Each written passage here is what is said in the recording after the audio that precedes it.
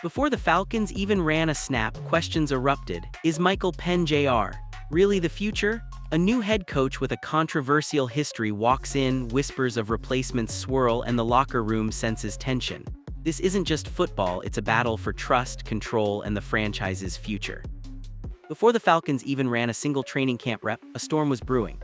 Kevin Stefanski, a coach with a track record of quarterback drama, walked into Atlanta with fresh keys to the building and a history that immediately raised eyebrows. Cleveland fans remember him, and so does the league. Patterns of tension, controversial decisions, and a style that seems to thrive on control, sometimes at the expense of quarterbacks. For Michael Penn Jr., this wasn't just a coaching change. It was a potential minefield. Stefanski didn't arrive quietly. Reports immediately linked his past controversies with Shedeur to potential friction in Atlanta. Observers noted a recurring pattern. Quarterbacks under his system often face a rigid framework, limited freedom, and high-pressure expectations. Some insiders even suggested that Sanders' rookie-year struggles weren't just growing pains, they were a direct reflection of the system's incompatibility with his style. And now, Penn, rehabbing from a major ACL injury, suddenly found himself under the microscope before he could even step onto the field. The tension isn't hypothetical. Rumors began circulating that the Falcons weren't just evaluating depth, they were actively exploring alternatives to Penn. That's not subtle. That's a franchise signaling doubt before the season even starts. And when Matt Ryan, a legendary figure in Atlanta football, spoke at Stefanski's introductory press conference, his words were measured, careful, and deliberately noncommittal. No full-throated endorsement of Penn. No clear vote of confidence. Just corporate-style phrasing that left more questions than answers. The dynamic is obvious. Stefanski wants structure, precision, and unquestioned execution. Penn is modern, confident, and expressive, a left-handed quarterback with rhythm, flair, and personality. The clash of identities is immediate. Will Stefanski bend his system to fit Penn, or will Penn be forced to conform? And with the organization reportedly scoping other quarterback options, that tension is magnified. In Atlanta, momentum is fragile. Confidence is currency. And right now, the locker room is absorbing mixed signals before the season has even started. Penn isn't just rehabbing his knee, he's navigating perception, skepticism, and a new regime's priorities. The Falcons thought they were stabilizing their franchise with Stefanski, but the early signs suggest they may have invited the same quarterback turbulence Cleveland experienced. This isn't just football, it's trust, alignment, and control colliding under the bright lights of the NFL. And for Michael Penn Jr., it's a high-stakes battle that begins the moment the coach's contract ink dried. Michael Penn Jr. isn't just rehabbing an ACL, he's navigating the highest-stakes audition of his young career off the field. While most rookies rely on reps, practice, and game time to prove themselves, Penn is sidelined, grinding through hours of rehab, slow progress, and countless micro-adjustments that no highlight reel ever shows. Every day away from the field isn't just about physical recovery, it's about perception, about proving to a new coaching staff and front office that he's not a placeholder, not a temporary bridge, but the quarterback the Falcons built their future around. And the pressure isn't subtle. Reports from league insiders suggest Atlanta isn't just preparing for Penn to start, they're actively evaluating alternatives. That's not a backup plan, it's a message. Nothing is guaranteed. For a quarterback recovering from a major injury, that doubt can be heavier than any defensive blitz. Penn can't silence questions with 300-yard games or clutch touchdowns. He can't remind the league, the front office, or the locker room of his upside with on-field dominance, at least not yet. The rookie year offered flashes of brilliance. Left-handed releases that threw defenders off balance, precise tight-window passes, poise under pressure. At 60% completion, averaging 220 yards per game with 9 touchdowns and 3 interceptions, he showed the raw traits that made him a first-round pick. But growth isn't linear. Every young quarterback faces misreads, hesitations, and struggles against complex defenses. Under the previous regime, patience, protection, and tailored development were part of the plan. Now, with Stefanski and Ryan in charge, that same margin for error is shrinking. They didn't draft Penn. Their reputations aren't tied to his success. Their incentive is clear. If Penn struggles, it gives them freedom to install their own quarterback, their own timeline, and their own narrative. Every day of recovery is a tightrope. ACL timelines don't follow calendars, they follow bodies. Every setback, every slow progress report feeds the narrative that the Falcons might need an alternative. At the same time, Stefanski is reportedly restructuring the quarterback room, laying the groundwork for multiple scenarios. That's strategic, not accidental. Penn isn't just fighting for health, he's fighting to maintain credibility, to signal that he's still the centerpiece of a franchise, even when the easiest path for leadership would be to hedge their bets. The combination of injury, evaluation, and new leadership creates a pressure cooker. Confidence in the NFL isn't optional, it's oxygen. And right now, the air feels thin. For Michael Penn Jr., the journey back isn't just about rehabbing a knee, it's about protecting his future, commanding belief, and proving that even sidelined, he's still the quarterback the Falcons envisioned when they made him a first-round pick. The Atlanta Falcons front office isn't just evaluating a quarterback, they're sending signals that the league is already reading loud and clear. Matt Ryan, the face of Atlanta football for over a decade, stepped to the podium during Kevin Stefanski's introductory press conference, and the message was what fans or players wanted to hear. This isn't just any executive speaking. Ryan's voice carries weight. MVP, Super Bowl veteran, franchise icon. When he talks, the league listens. But instead of a clear, unequivocal endorsement of Michael Penn Jr., what came out was careful, polished corporate language layered with caution. "Neither of us holds the position of head coach for the football team, so we can't address your question on that matter," Ryan said, continuing with measured statements about rehab progress and general roster discussions. In translation, the door is open. If the organization truly believed Penn is the future, Ryan's answer would have been loud, firm, and unmistakable. Instead, it was neutral, strategic, and intentionally restrained. In the NFL, restraint from a franchise legend isn't accidental, it speaks volumes. Players notice, agents notice, rival teams notice, and when the door is open, the quarterback market roars. Meanwhile, the Falcons' new regime is reportedly exploring multiple options. This isn't simple depth planning, it's active evaluation of alternatives to the player drafted in the first round as the presumed future. When a team starts hunting for a better option before a young quarterback even takes the field, the message to the locker room is clear: nothing is guaranteed, and doubt has already crept in. That doubt compounds the tension between the modern quarterback and a traditional structure-first coach. Penn is expressive, agile, and confident. He leads with personality and tempo. Stefanski prefers obedience, structure, and system-first discipline. When leadership fails to unequivocally back a quarterback, that tension spreads through the locker room. Every wide receiver, offensive lineman, and backup QB feels it. Confidence, oxygen for success, starts to feel scarce. Atlanta could still stabilize this narrative. A single strong statement, "Michael Penn Jr. is our quarterback," would immediately shift perception, quiet rumors, and give the young lefty a foundation to grow. But until that happens, mixed messages dominate. Corporate answers, cautious language, and signals of alternative evaluations feed the story the league already suspects. The Falcons' quarterback situation is unsettled, fragile, and open to change. In a league where perception moves almost as fast as performance, these subtle signals matter as much as any injury report or practice rep. For Penn, the message is clear. His journey back from ACL surgery isn't just about recovery. It's about navigating uncertainty at every level, proving his value not just on the field, but to the organization whose confidence he desperately needs. When you strip it down, this situation isn't just about plays, schemes, or a torn ACL. It's about identity. It's about philosophy. It's about how Kevin Stefanski sees the quarterback position versus how Michael Penn Jr. naturally plays the game, and right now those two identities are on a collision course.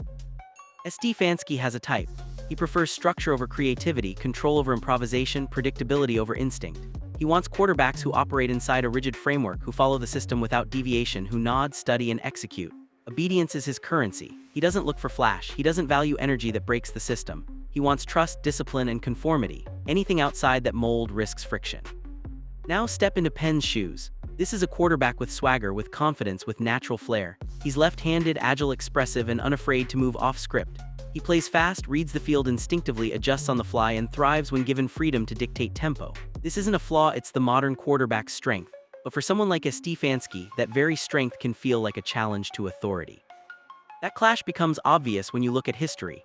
In Cleveland, Stefanski's relationship with Shedeur Sanders reportedly strained under similar philosophical differences.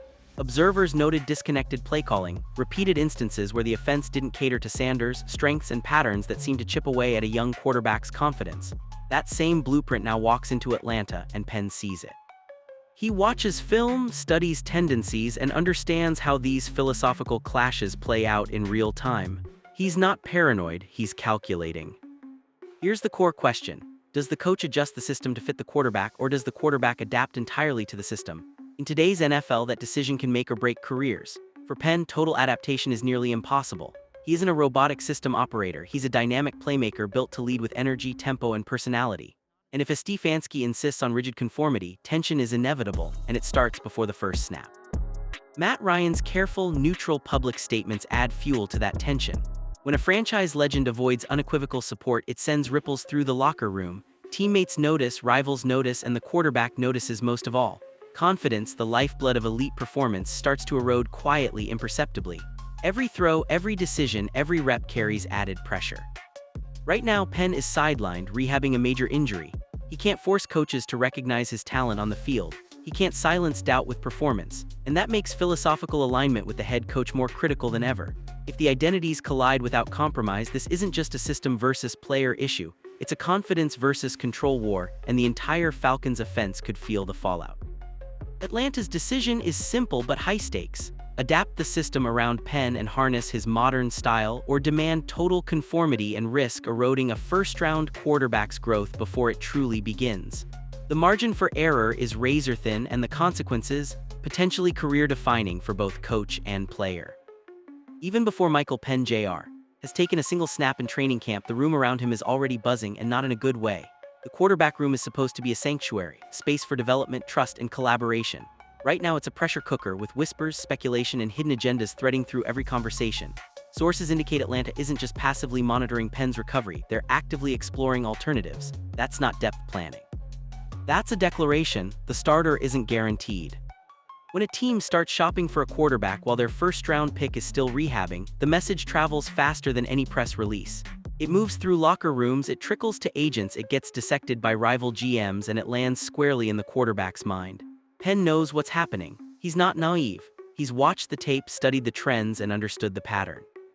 Cleveland offered a cautionary tale: how a young quarterback drafted to be the future was subtly undermined by a system misaligned with his style. That pattern isn't lost on Penn, and now he's facing a similar setup before even stepping onto the field. Insiders report that Atlanta's evaluation goes beyond just backup options.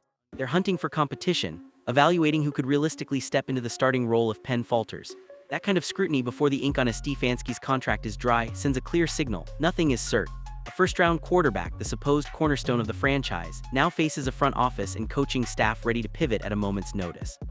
Confidence, the lifeblood of a quarterback's performance, becomes fragile under that weight. Then comes Matt Ryan, the franchise legend, speaking carefully, measured, and almost corporate in tone. He doesn't plant a flag for Penn. He doesn't reassure the locker room or the fans. His words are cautious, neutral, and strategic, but in the NFL, careful often translates to doubt. When Ryan avoids a definitive endorsement, it reinforces the narrative the league has already begun to write. The quarterback position in Atlanta is unsettled, and nothing is guaranteed. Combine that with Penn's rehab timeline, a major ACL recovery that doesn't follow calendars, only biology, and you have a perfect storm. While Penn works tirelessly to return to full speed, the organization is evaluating options. Every day off the field, every hesitation in progress, every rep missed strengthens the whispers, intensifies the rumors, and fuels the market's interest. And when rival GMs publicly acknowledge the Falcons are active in the quarterback market, it stops being speculation. It becomes fact. This environment creates pressure beyond the physical. Every throw, every practice, every interaction with the coaching staff is now viewed through the lens of uncertainty. Penn isn't just rehabbing a knee, he's navigating a room and a league that's openly questioning his future. The QB room isn't a safe zone, it's a testing ground, a chessboard, and a minefield all at once. Atlanta has a choice: close the door, commit fully to Penn, and send a signal of stability and belief, or keep the door ajar, let whispers continue, and risk destabilizing their young franchise quarterback before the season even begins. Right now, the QB market isn't waiting. The whispers are growing louder, the pressure is compounding, and the Falcons' decision could define the trajectory of their offense for years to come. Leadership in an NFL locker room isn't just about calling plays or managing drills, it's about setting a tone that the entire team absorbs. For Michael Penn Jr., this offseason isn't just rehab, it's a test of character, resilience, and belief. A quarterback's confidence is fragile, and right now, every corner of the Falcons' facility is whispering uncertainty. When the front office is exploring alternatives, when insiders report that the team is actively shopping for competition, the energy shifts. It's no longer about development, it's about survival. And make no mistake, quarterbacks feel that tension immediately. Locker room leadership is both top-down and peer-driven. Veteran players watch how executives and coaches communicate about their young franchise quarterback. When Matt Ryan, the face of Atlanta football for over a decade, delivers cautious corporate-style statements instead of a full-throated endorsement, it sends ripples. Every player picks up on it. Agents, teammates, and even opponents notice the absence of unwavering support. Confidence isn't just built on arm strength or footwork, it's reinforced when the entire building rallies around the player. Without that, even a top-tier talent can feel isolated. Penn's situation is unique. He's rehabbing a major ACL injury, a recovery that's measured in painstaking increments rather than explosive moments. He cannot prove himself on the practice field, cannot silence doubt with a perfect day in training camp, and certainly cannot showcase his flashes of brilliance in game action. Meanwhile, the new coaching staff is installing a system that may or may not align with his natural style. The tension between Penn's dynamic, expressive play and Kevin Stefanski's rigid, structure-first approach isn't theoretical, it's already shaping perceptions before a single snap. When style clashes with philosophy, the quarterback's authority in the room is immediately tested. Quarterbacks are the de facto leaders of the offense, the visible face of the franchise. When the building doesn't fully commit, the burden of doubt lands on their shoulders. Every incompletion, every hesitation, every misread will feel heavier. Penn isn't just fighting physical rehabilitation, he's fighting the creeping perception that he might be replaceable. And that perception spreads like wildfire. It affects receivers timing their routes, offensive linemen anticipating cadence, and teammates gauging trust. A quarterback under uncertainty can't command the room fully, and a room without confidence quickly fractures. Leadership isn't just about controlling the locker room, it's about influence, alignment, and belief. Penn needs clear, unambiguous support from both the coaching staff and executive leadership. He needs a structure that amplifies his strengths rather than questioning them. Without that, even a first-round talent risks being boxed in, scrutinized, and ultimately undermined. Atlanta's decisions this offseason send a louder message than any press conference. Half measures or ambiguity risk eroding not only Penn's confidence but also the culture around him. The margin for error is thin. The stakes are enormous. Every step the Falcons take, every public statement or internal move shapes the energy in the quarterback room. Penn deserves more than cautious optimism. He deserves conviction, a staff that signals clearly. He is the leader, he is the future, and this franchise is building around him. Anything less risks creating a climate where doubt overshadows talent, and instability defines leadership before a single game is played. When an NFL team wavers in its commitment to a young franchise quarterback, the consequences ripple far beyond the stat sheet. Michael Penn Jr. is sitting at the epicenter of this storm. He's rehabbing a torn ACL, a painstaking day-by-day process that demands patience and focus. But while his body heals, the perception surrounding him is under attack. Atlanta's leadership hasn't fully committed. They're exploring alternatives, quietly or not so quietly, sending a clear signal. Penn's position isn't guaranteed, and in the NFL, half measures like this rarely end quietly. The first casualty of ambiguity is confidence. Quarterbacks thrive on belief from coaches, from executives, from the locker room, and from themselves. When uncertainty creeps into any of these areas, it's infectious. Penn can throw the tightest spiral, make the fastest read, or scramble with unmatched precision. But if the building isn't united behind him, each success feels slightly hollow, each mistake amplified. Doubt is subtle but relentless. Teammates sense it, opponents exploit it, and the media magnifies it. A quarterback under pressure from perception rather than performance is fighting two battles at once, and the harder battle is often the one off the field. Leadership in Atlanta's building compounds the challenge. Matt Ryan's carefully measured statements, rather than a firm endorsement, signal restraint. Kevin Stefanski's arrival brings structure and system-first philosophy, but it also brings a history of quarterback controversies. Penn's dynamic, expressive style doesn't naturally conform to Stefanski's rigid framework. When leadership fails to fully commit, when their language and actions leave room for doubt, the locker room begins to fracture. Receivers question timing, linemen question cadence, teammates question chemistry. The quarterback's authority, the intangible energy that commands attention, is suddenly in flux. Half measures also affect development. A young quarterback like Penn needs opportunities to push boundaries, to make adjustments, to grow within the system. When leadership hedges, the system can subtly shift toward safety over innovation. Coaches may avoid high-risk, high-reward plays to protect the narrative, while the quarterback becomes constrained by both physical limitations and philosophical caution. What should be a controlled environment for learning and building confidence instead turns into a minefield of perception management, where every incomplete pass is scrutinized as evidence that maybe the quarterback isn't the answer. The long-term consequences extend beyond one season. NFL teams are judged not only on wins and losses but on stability, culture, and the ability to retain talent. Free agents, draft targets, and even coaching prospects notice the environment around a franchise quarterback. If the narrative becomes the team isn't fully committed to their own first-round talent, it erodes trust across the board. The Falcons risk not only underdeveloping Penn but sending a message to the league: leadership hesitates, the quarterback is replaceable, and stability is negotiable. That kind of perception is toxic. And then there's the timing. Penn isn't just a quarterback recovering from injury, he's a young franchise talent entering a crucial stage of his career. The difference between full support and half measures can define whether he thrives or stalls. A fully invested organization provides clarity, structure tailored to his strengths, and a public and internal endorsement that creates energy rather than doubt. Half measures, however, leave the quarterback navigating a labyrinth of internal politics, cautious coaching, and a fan base unsure who to rally behind. In the NFL, perception becomes reality. Half-hearted support isn't neutral, it actively undermines growth, morale, and trust. Michael Penn Jr. deserves conviction, not hesitation.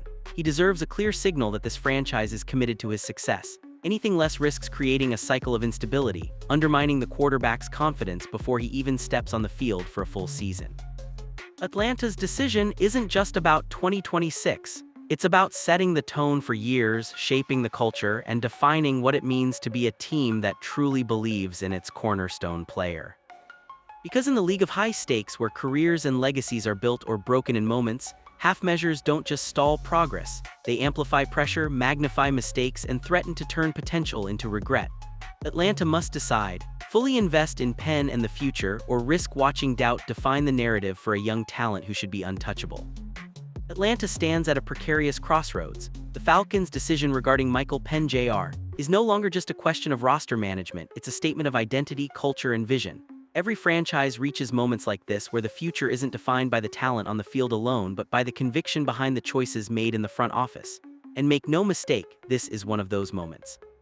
Penn is rehabbing a torn ACL, a recovery measured not in weeks but in careful incremental victories. Every session in the training room, every step toward full mobility is critical, but right now it's not enough, because perception moves faster than performance. While his body heals, the organization is sending mixed signals. Leadership is exploring alternatives, scouting other quarterbacks, and the media is amplifying every vague statement from executives. Doubt is creeping in, and in the NFL, doubt can be more damaging than injury. The optics are undeniable. Matt Ryan's carefully worded press conference may have been designed to avoid conflict, but in reality, it opened the door to speculation. Kevin Stefanski's history in Cleveland with Shedeur Sanders has been dissected league-wide, and insiders are connecting dots, predicting a repeat scenario in Atlanta. Penn's style, dynamic, confident, and expressive, doesn't neatly fit Stefanski's structured system-first philosophy. When leadership hesitates to commit and the head coach is known for demanding full alignment, tension builds before the first snap is even thrown. The quarterback room, the locker room, and the fan base all pick up on this unease. Confidence, the lifeblood of an NFL franchise quarterback, is fragile. Half-hearted support isn't neutral, it's corrosive. This crossroads is not just about the 2026 season. It's about momentum, culture, and trust. A quarterback in Penn's position needs clarity: who's backing him, what the plan is, and whether the system will highlight his strengths rather than constrain them. Without this alignment, the margin for error becomes razor-thin. Every incomplete pass, every missed window, every moment of hesitation is magnified, not just on the stat sheet, but in narrative, perception, and confidence. The league watches, rival teams analyze, and the locker room reacts. In this climate, a young quarterback cannot thrive, he can only survive. The Falcons' front office must answer some uncomfortable questions. Will they adapt to Penn, the modern quarterback, or demand Penn adapt entirely to them? Can Stefanski adjust his philosophy to leverage a dynamic, left-handed, instinctive playmaker, or will the system overpower the player, repeating patterns seen in Cleveland? This isn't hypothetical, it's strategic, philosophical, and urgent. Every day that passes without a firm, unified endorsement, the whispers grow louder, speculation intensifies, and the pressure on Penn increases. Rehab, talent, and potential can only go so far when doubt shadows the building. The stakes are immense. Penn isn't just a player, he's the first-round quarterback, the supposed cornerstone of Atlanta's future. Drafted to anchor a franchise for a decade, he deserves more than transitional energy and corporate language from leadership. He deserves conviction. He deserves a staff that shapes the system around him, not one that evaluates every move as if he might not be the answer. Because the NFL doesn't reward tentative support, it punishes hesitation. Confidence in a quarterback spreads through every layer of the organization, and once it's compromised, rebuilding it becomes a monumental challenge. Atlanta is at a defining moment. They can fully invest, shut down speculation, and create the clarity necessary for Penn to reclaim momentum and confidence. Or they can flirt with alternatives. Hedge bets and risk fracturing the locker room before the first preseason whistle blows. The difference between these paths isn't incremental, it's existential.